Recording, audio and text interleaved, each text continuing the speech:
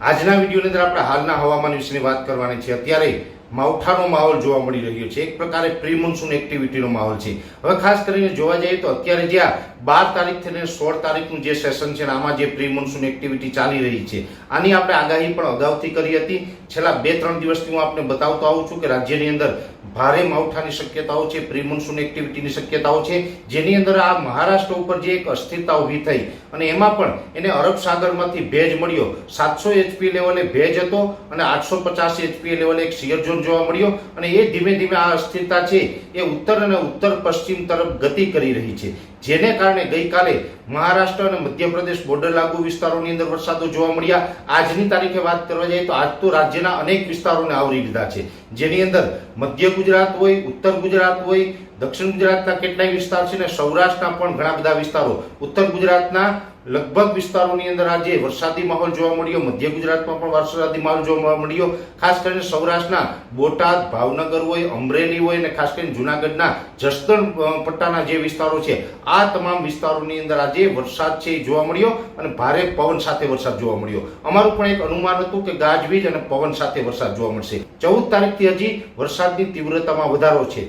14 અને 15 તારીખે 2 દિવસ સુધી વરસાદની તીવ્રતામાં વધારો જોવા મળશે। હવે જે મધ્યપ્રદેશ અને મહારાષ્ટ્ર બોર્ડર લાગુ વિસ્તારો છે એટલે કે જે છોટાઉદેપુર હોય, રાજપીપળા હોય અથવા તો ડાંગ, આહવા જેવા વિસ્તારો છે, દક્ષિણ ગુજરાતના સુરત, વલસાડ, વાપી, નવસારી જેવા વિસ્તારો છે, આ વિસ્તારોમાં આવતીકાલે 14 તારીખે બપોર બાદથી વરસાદની માત્રામાં તીવ્રતામાં ઘટાડો નોંધાશે, પણ જે ધીમે ધીમે ઉત્તર પશ્ચિમ તરફ આ સિસ્ટમ ખસી રહી છે, જેને કારણે સૌરાષ્ટ્ર, કચ્છ, મધ્ય ગુજરાત અને ઉત્તર ગુજરાત આ તમામ ભાગો છે એટલે કહી શકાય કે જે આપણે રાજસ્થાન બોર્ડરથી લઈ અને દક્ષિણની અંદર અરબ સાગર સુધી આ તમામ ઉભે ઉભા પટ્ટાની અંદર વરસાદની તીવ્રતામાં વધારો જોવા મળશે। આ જે 3 દિવસ સુધી વરસાદ જોવા મળવાના છે જેમાં સૌરાષ્ટ્રની અંદર બોટાદ, ભાવનગર, અમરેલી, ગીર સોમનાથ, જૂનાગઢ, રાજકોટ, સુરેન્દ્રનગર, મોરબીના કોઈ વિસ્તારો છે, દ્વારકા, પોરબંદર અને જામનગર જેવા વિસ્તારો છે, કચ્છના રાપર અને કચ્છના દરિયાઈ કાંઠાના તમામ વિસ્તારો છે, મધ્ય ગુજરાતના અમદાવાદ, ગાંધીનગર જેવા વિસ્તારો છે અથવા તો અરવલ્લી અને સાબરકાંઠા, બનાસકાંઠા, પાટણ, મહેસાણા જેવા વિસ્તારો છે, એટલે ગુજરાતના મોટા ભાગના વિસ્તારો આવી જશે। તમામ વિસ્તારોની અંદર 14, 15 અને 16 એમાં પણ ખાસ કરીને 14 અને 15 તારીખ એમ 2 દિવસ સુધી વરસાદની તીવ્રતા વધારે રહેશે। ખાસ કરીને થંડરસ્ટોર્મ એક્ટિવિટી થઈ રહી છે એટલે જે વિસ્તારોમાં વરસાદ પડશે એ વિસ્તારોની અંદર ગાજવીજનું પ્રમાણ વધારે રહેશે અને ભારે પવન સાથે વરસાદ પડવાનું છે।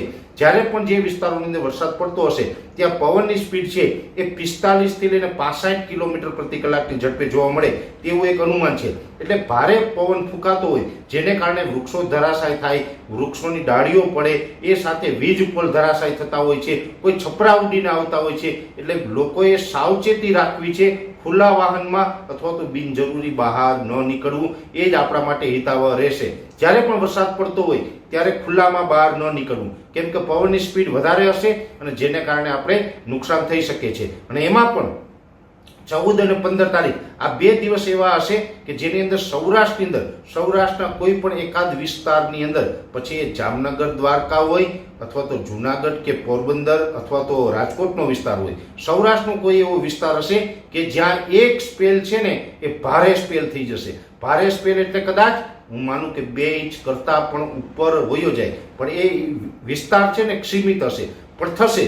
હવે આ જે મેં તમને જણાવ્યું એમ સૌરાષ્ટ્ર, કચ્છ, ઉત્તર ગુજરાત અને મધ્ય ગુજરાત એમ તમામ વિસ્તારોની અંદર આ વરસાદની શક્યતાઓ છે, પણ આ વરસાદ છે સાર્વત્રિક ના હોય, કેમ કે આ પ્રી મોન્સૂન એક્ટિવિટી છે। સાર્વત્રિક વરસાદ નહીં હોય પણ મેં આપને જણાવ્યું ને તમામ ઝોનોની અંદર છૂટાછવાયા, જેવી રીતે આજે ભાવનગર, બોટાદ, અમરેલીના ઘણા બધા વિસ્તારમાં જોવા મળ્યું, ઘણા વિસ્તારમાં નથી, એવી જ રીતે હજી આવનારા 3 દિવસ સુધી રાજ્યના મેં આપને કીધું એમ ઘણા વિસ્તારમાં જોવા મળશે, પણ અમુક વિસ્તારમાં ન પણ હોય, પણ મોટાભાગના વિસ્તારોની અંદર 3 દિવસ સુધી માવઠું જોવા મળે તેવી શક્યતાઓ છે। એટલે ખાસ દરેક ખેડૂત ભાઈઓ અને અન્ય મિત્રો છે એ સાચવજો અને આ છે 16 તારીખ સુધી આ ટાઈપનો વરસાદી માહોલ જોવા મળશે। 17 તારીખથી હવામાન ખુલ્લું થાય અને 17 તારીખથી ધીમે ધીમે ફરીથી તાપમાન ઊંચું જશે અને 17 થી 21 મે વચ્ચેનો જે સમય છે એની અંદર ભયંકર ગરમી પણ છે એ પડે એવી શક્યતાઓ છે। એટલે હીટવેવનો મોટો રાઉન્ડ છે એ 17 થી 21 તારીખમાં જોવા મળશે